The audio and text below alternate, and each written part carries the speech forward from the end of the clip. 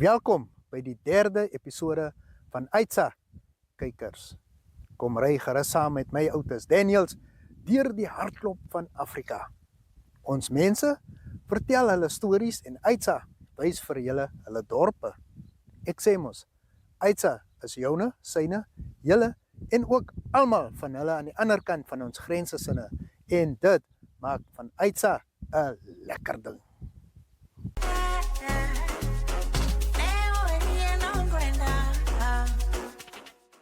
Welkom terug.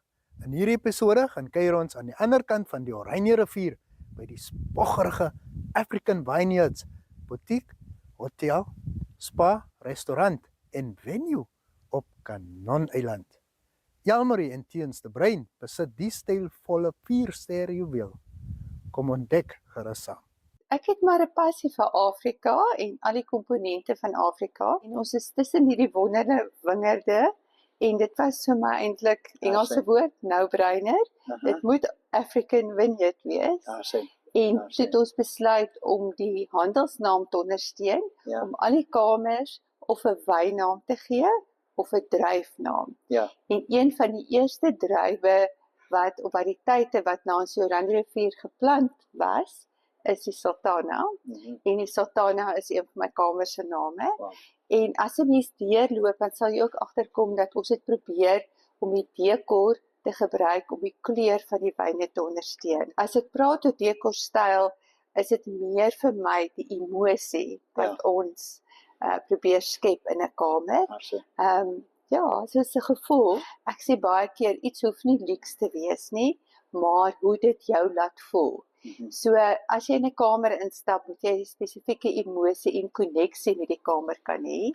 So as jy deur African Vineyard loop, sal jy sien hier's baie goed wat geskep is uit niks uit die natuur, uit natuurlike elemente. En as jy sien al die meubels wat nie oudhede is nie, is wat geskep is saam met die behulp van die plaaswerkers op die plaas. Ons probeer regtig waar om ook die mense in die omgewing te betrek. En ek is baie trots op die vrouens wat vir my werk. In 2013 het ons met 2 kamers begin. So ons het 14 kamers, ons het begin met van 2 na 14. Destyds het die minister van toerisme, Derek Hanekom hier gebly. En ons het toe besef, maar ons moet vir hom 'n regte suite moet ons regkry.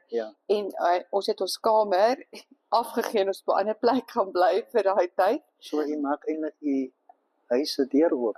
Dis wat ek sê, en dit is ook ons benadering in Engels, is sharing our private space so that you can sort of feel it's a homely environment without being intrusive into your personal space, still respecting that.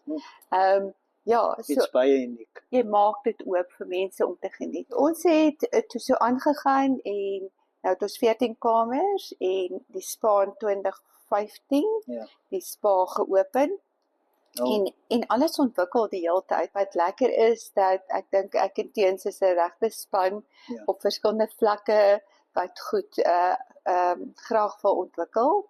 Die skepping gedeelte, want hy is 'n totale kunstenaar met sy pragtige foto's en alles. En ek dink ek is 'n strategiese denker. So ek dink is 'n goeie span. Dis 'n goeie kombinasie. Dit kom net by my op. Ek is gewoond aan eilande in die oseaan. En hierdie stukkie hemel op aarde is op 'n eiland. Een van die grootstes. Maar tussen die Oranje rivier. Eintlik op die oewer van die Oranje rivier kom vind jy hierdie spesiale plekkie.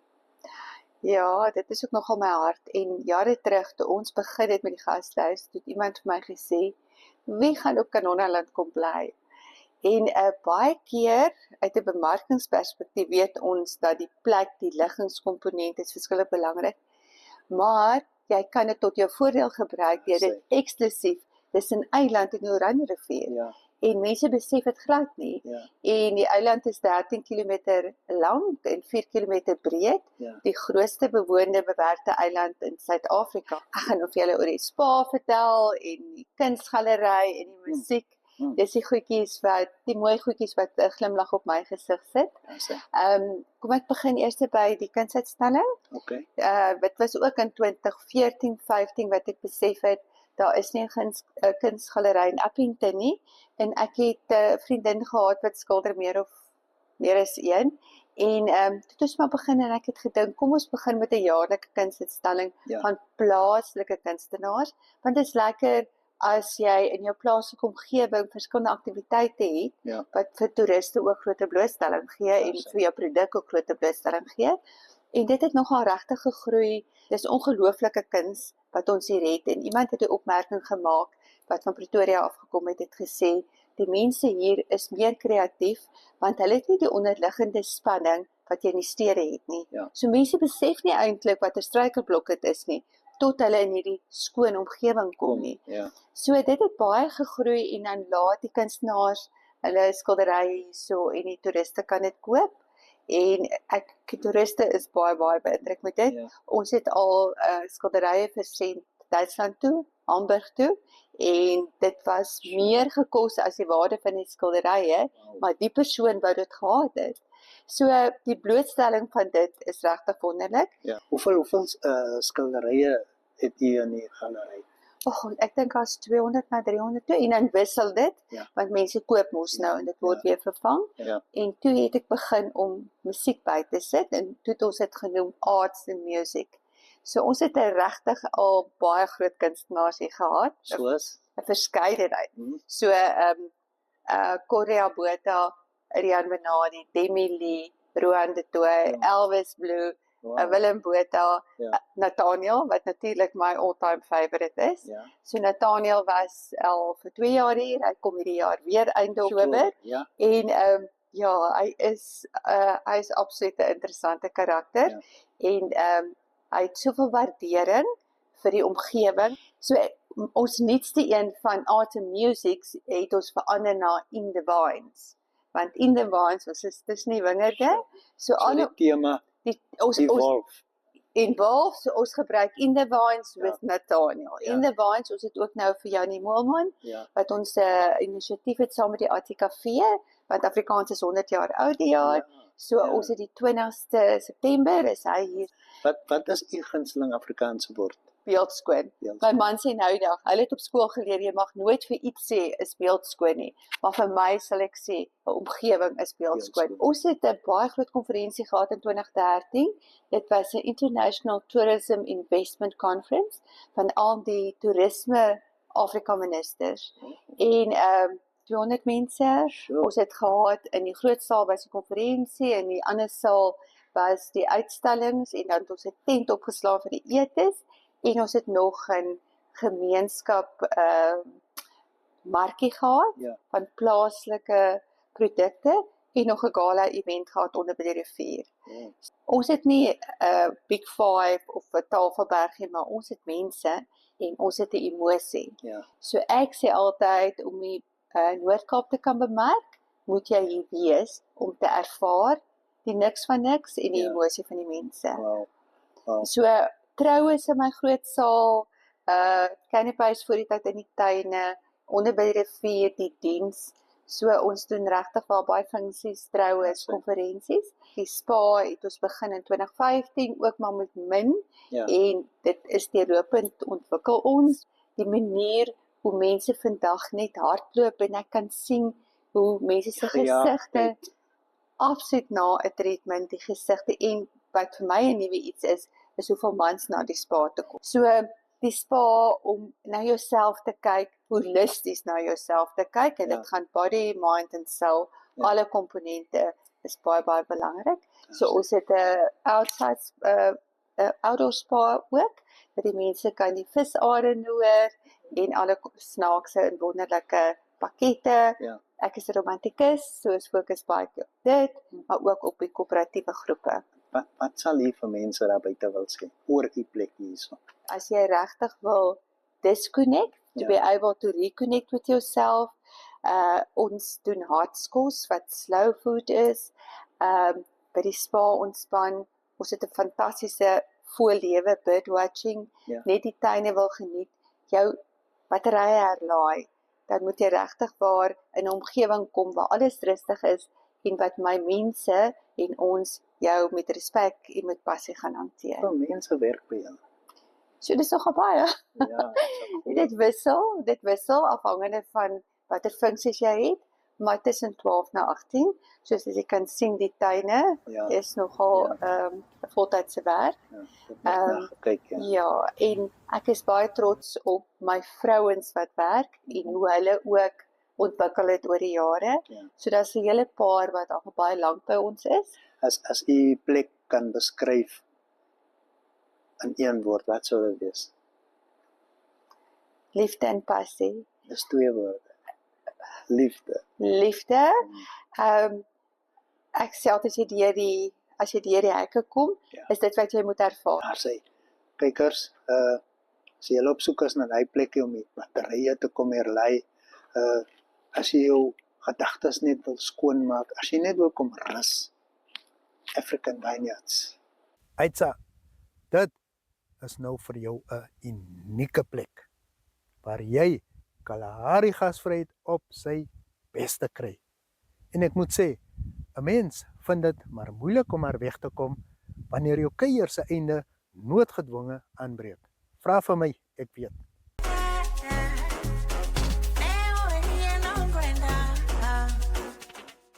Up next, the Ministry of Finance hosted week-long consultations with community members in the Hardap region to explain the new reform on how social grants are managed and delivered since their integration into the Finance Ministry. Albert Biva, who is responsible for the management and payments of social grants, provides an update on the process. My name is Albert Biva. I'm responsible for social grants management and payment. We are on a mission to advocate to the entire Namibian nation the reforms that will be implemented as far as social grant management and payment is concerned. So these reforms are against the backdrop of the vision that the President has expressed in her maiden speech that she would want to see a decline in cash payment of social grants, and that progressively we will transition towards what we are calling digitalization. Digitalization simply means that people will use alternative means instead of cash. They can use banking infrastructure that would be rolled out by Bank of Namibia through the instant payment program.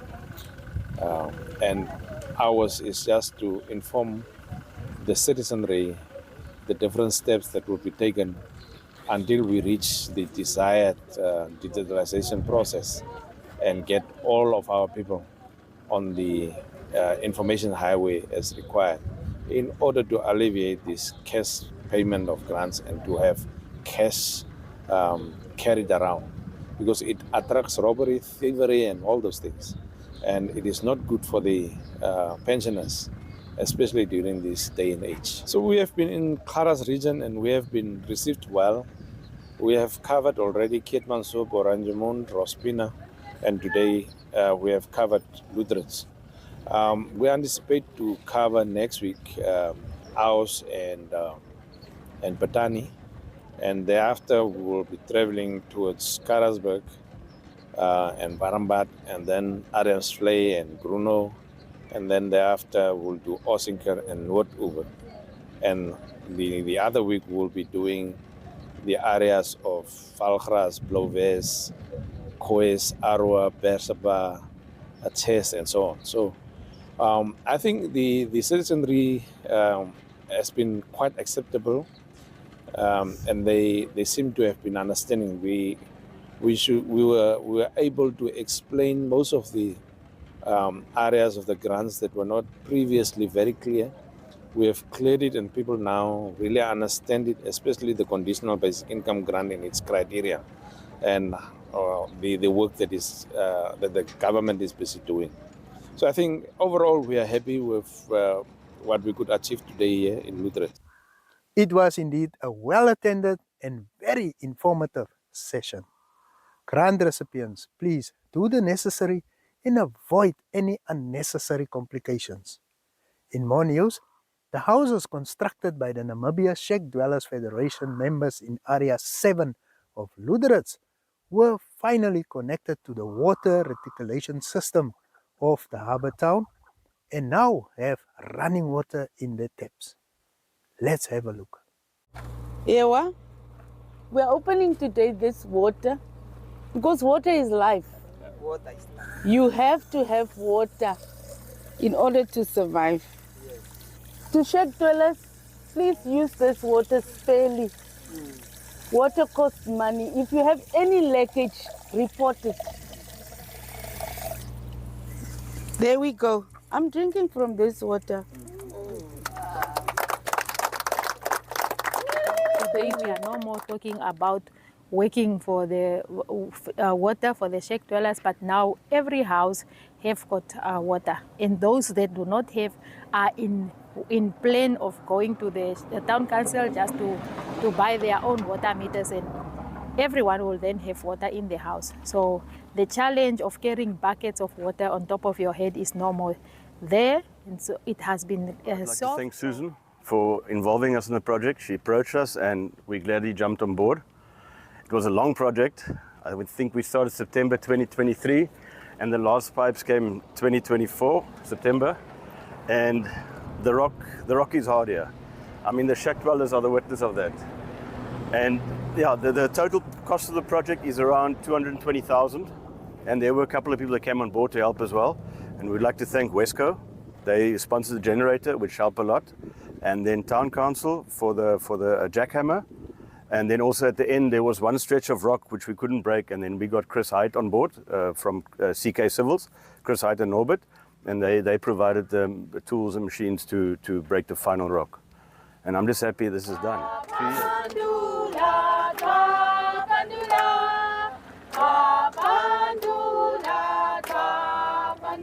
LSS is a service provider in the oil and gas.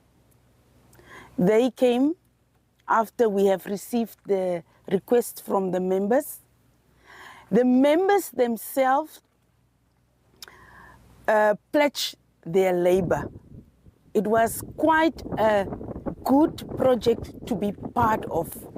They had to come every weekend when they are available to dig the trenches. And we thank yourself for being committed. There's no more carrying buckets from the water point to the house. It's now flushing your toilet, washing your dishes, and showering at the doorstep. What they need to do, the rest just need to go and pay their prepaid water meters with Town Council. And thank you, local authority, Town Council, the mayor and the councillors for also being there to supply the sand that had filled up the trenches. Stefan, thank you very much. Thank you. That's it.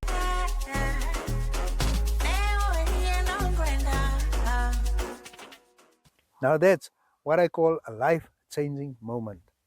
Let's appreciate and all take care of this very precious and scarce resource called water in our land of dry riverbeds.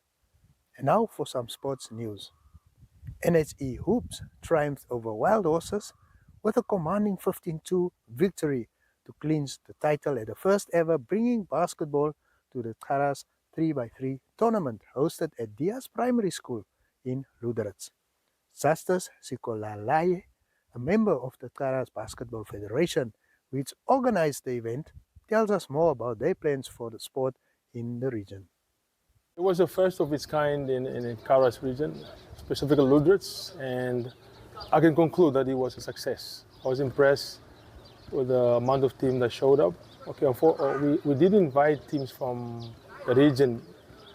We know we only have now Ketmans who also are active. The other towns we still to visit and find out if there's any activity. Ketmans couldn't make it. I think it was due to transport logistics. But we hope they can join us next time. So we had all 5 teams from Luderitz. And we see a lot of potential in the young ones. Of course, it was a mixture of young ones and seniors. But I could say, yeah, we're very happy and very happy at the turnout and also how things went. There were no injuries incurred. We're looking forward to develop basketball. This was, of course, a step to make basketball more bigger in the South. So from this tournament, we are going to develop a league. Because of the not so many players we have active here, we're going to start off with a 3-on-3 league, and should we have more players on board, then we will grow into the 5-on-5. But for now, we're happy to start off. This was just a jump start, and we're looking forward to more. Of course, we have needs. We have, this is, like I said, the beginning, and it's spearheaded by basketball lovers who play the game many years, myself, and I think we have Akim, who also just came in now from Windhoek, and we also have Coach Mike and Steph from the Ministry of Sports. We're grateful to the MBF support. MBF has sponsored us about 20 balls with the hoops. We're sponsored by MBF, and we're really grateful. We're looking for more donors to come on board, or more support from our stakeholders here in Lutherans in the South. So we're pleading to anyone here listening now to help us. We're looking into beats. We need more uniform, basketball uniform. The Karas region did represent basketball in major tournaments. As far as the under-16 is concerned, we had boys that came here from represented Karas. We also had the FMB 5-on-5 tournament that we also participated in, and also the Sanlam tournament that we also, so 3-on-3 Sanlam tournament, we also participated twice. So basketball is steadily growing, and this will be the first of its kind. If we can have this league started, it will be the first in the South. 3-on-3 consists of, is a team of 4 players, but it's on the court, only 3 players can participate, and the rules differ from the 5-on-5. Of course, 3-on-3 all play on the same hoop, and it's based on points or the time. Like now, we will play 15 minutes running time, but should the team score 15 points before the time, before the 15 minutes, then they will take the win. Talent, of course, I look at the ball handling. The kids, I mean, like I said, it's the first tournament of its nature here. And if you look at the ball handling, really, I was impressed. And the composure the kids, most of the kids had, the control they had, quite impressive. So we can only grow and become better. Of course, we need a lot of support from the commercial side as well. At the moment, we formed an association, Karas Basketball Association. We have like a board member of 5 representatives. Of course, we have new people now on board from Windhoek, so it's only to get the structures now and to formally structure a league. We'd like to invite more players. Of course, Keitmans has active players, but they couldn't make it. We hope next time things are better.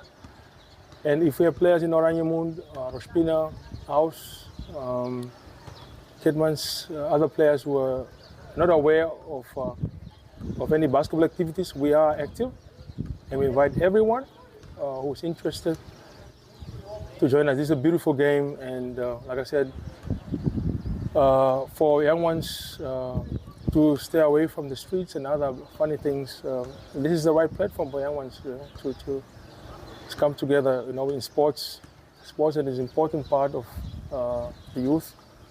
So we encourage. This was an awareness to encourage the youth to come and participate in this event. We are active on social media. Like I said, if you go on Instagram, you'll find Karas Basketball Association. We have groups here, like groups on WhatsApp, where Kara's basketball group or community, where I think parents and the community at large are also engaging and finding ways to improve our system. So, if you're young or not so young and bored, get involved and go shoot some hoops. That concludes our journey for this episode. Ek hoop van harte julle het die Namibiese inhoud geniet. Dankie vir julle wat kyk en moenie vergeet om ons te like en te volg op Facebook nie. Besoek gerus ons webwerf by uitafrika.com.na vir meer plaaslike inhoud van 'n wye verskeidenheid. En vertel tog asseblief vir almal van Uitsa. Tot 'n volgende keer. Hulle sê die suide maak vrede. So, laat dit juig.